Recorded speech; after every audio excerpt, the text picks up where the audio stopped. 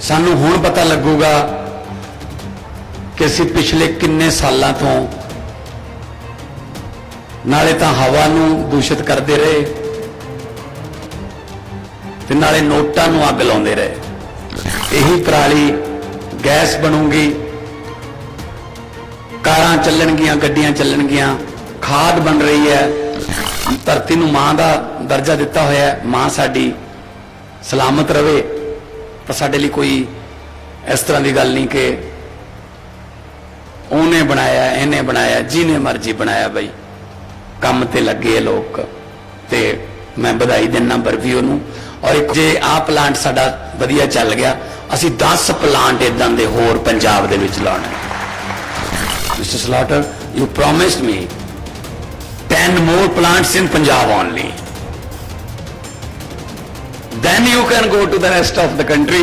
First of all, Punjab should be the preference, priority.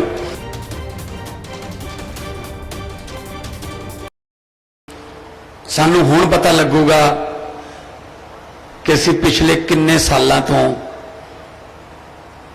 नाले तां हवा नूं दूषित करते रहे ते नाले नोटां नूं अग लाउंदे रहे। अग पराली नूं नहीं लाउंदे रहे, नोटां नूं लाउंदे रहे, क्योंकि यही पराली गैस बनूगी,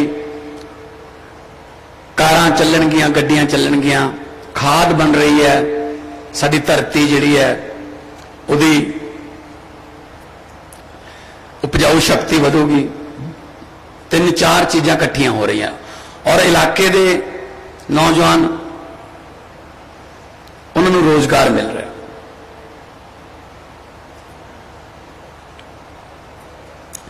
इत्थे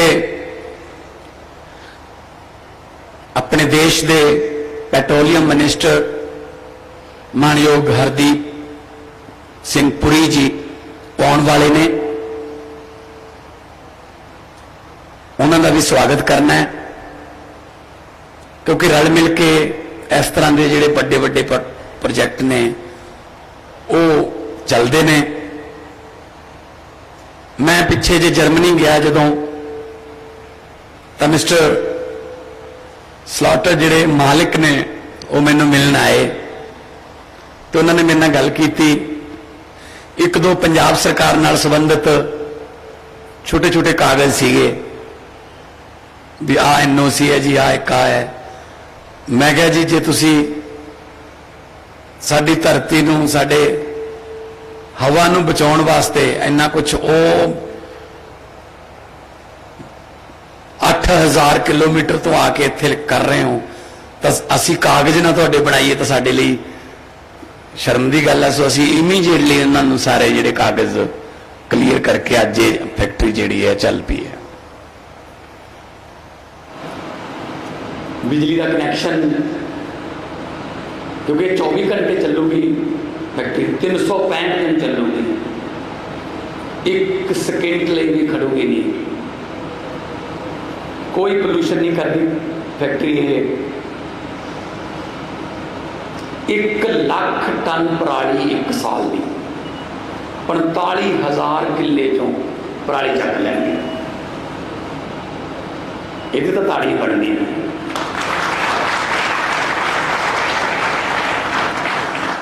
बहुत वड्डी समस्या है। मैं अज भी आंदा होया देख रहा सी, अग लग रही है। बड़ियां बेनतियां भी करते हैं। छोटे छोटे बच्चे भी एक स्कूल दे विच गा रहे सी। समाजिक संस्थावां, NGO बहुत सारे हैगे ने, सारे नहीं लाउंदे अग। 75 लाख एकड़ च झोना लगता है, जिहदे चों 35-36 लाख एकड़ च पराली नहीं फूकी जाती, मतलब 50% के नेड़े। कोशिश कर रहे हैं कि कोई हल निकल आवे। यह बहुत बड़ा हल है। सो मैं बरवीओ दी सारी टीम नूं बहुत बहुत बधाई देना इस गल की कि साडे पिंडां च आए ने। मैं दस रहा सी जिहड़े मालिक ने कि मेरा तो पिंड 20 किलोमीटर इत्थों, साढ़े तो रिश्तेदारियां ने इस इलाके च ही ने। आ गोबिंदगढ़ खोखर भूआ ब्याही है, आ लेल कलां भूआ का मुंडा ब्याह है। रिश्तेदारियां दातियां कईयां की सांझ है, इको पत्तन का पानी पीने आ। गुरु नानक साहब ने कहा सी, पवन गुरु पानी पिता माता धरत महत। ते जे किते आपां ये तीनों दर्जे कायम रखने च कामयाब हो गए तो गुरु साहब दे जिहड़े वचन ने उन्हां ते थोड़ा जिहा असर जे आपां लईए। ये कोई अज राजनीतिक रैली नहीं हैगी, इत्थे कोई असीं अज कोई टीवी ते या कोई क्रेडिट लैण नहीं आए। साडा यह है मकसद कि साडा मसला हल हुंदा होवे, साडे नौजवान मुंडे कामां ते लगन, साडे खेत उपजाऊ शक्तियां बदन, साडी हवा पानी धरती साडी वो धरती नूं मां दा दर्जा दिता होया है, मां साडी सलामत रवे। तो साडे लिए कोई इस तरह की गल नहीं कि उन्हें बनाया इन्हें बनाया, जिन्हें मर्जी बनाया। बई काम ते लगे लोग, ते मैं बधाई देना बरवीओ नूं। और एक होर मेरे नाल वादा किया बरवीओ दे, जो मैं जर्मनी से उदों कहा सी कि जे आ प्लांट साडा वधिया चल गया, असीं 10 प्लांट इदां दे होर पंजाब दे विच लाने।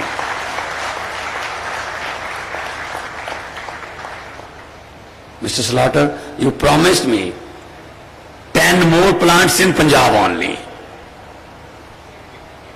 Then you can go to the rest of the country. First of all, Punjab should be the preference, priority. So